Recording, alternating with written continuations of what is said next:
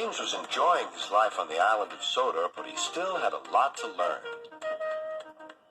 "You're a special mixed traffic engine," said Sir Topham Hatt. "You can pull coaches or freight cars quite easily, but you must learn by your mistakes."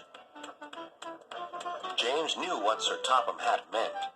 He could well remember that dreadful accident on his first day.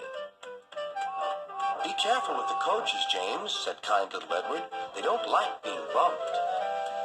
Everyone came to admire James. "I'm really a splendid engine," he thought, and suddenly let off steam. Whoosh! A shower of water fell on Sir Topham's nice new top hat. Just then the conductor blew his whistle, and James thought they had better go. Go on, he puffed to Edward. Don't push, replied Edward. The coaches were grumbling too. Don't go so fast. But James didn't listen.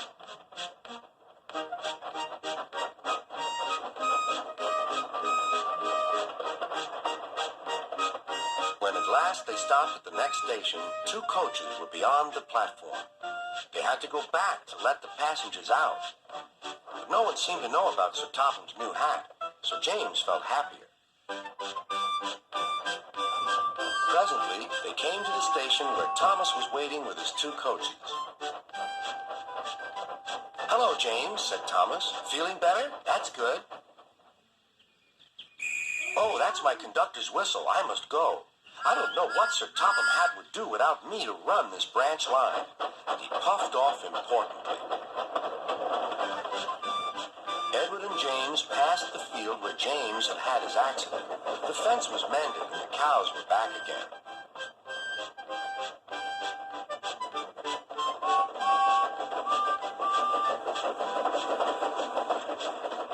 They ended their journey and rested before setting off for home. James was still wondering what Sir Topham would have to say about his new hat.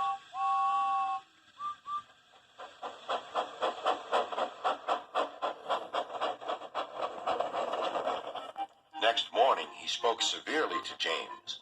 "If you can't behave, I shall take away your red coat and have you painted blue." James didn't like that at all. He was very rough at the grumbling coaches as he brought them to the platform.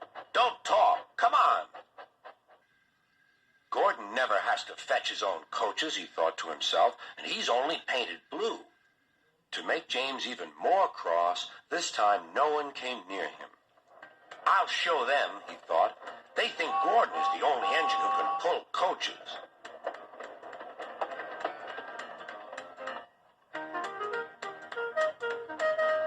Hurry, puffed James. You're going too fast, replied the coaches. James laughed and tried to go faster, but the coaches wouldn't let him.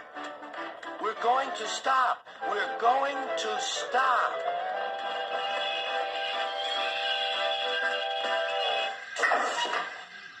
"What's the matter?" James asked his driver. "The brakes are on. Leak in the pipe, most likely. You've banged the coaches enough to make a leak in anything."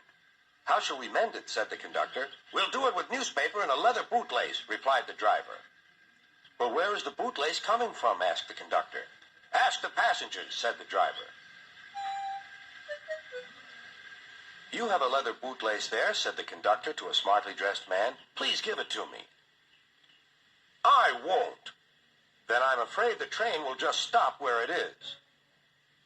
The passengers all said what a bad railway it was. Then they told the man how bad he was instead. Everyone was very cross. At last he handed his laces over.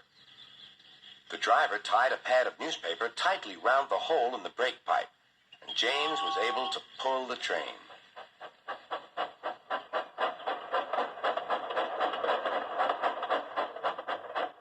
But he was a sadder and wiser James, and took care never to bump coaches again.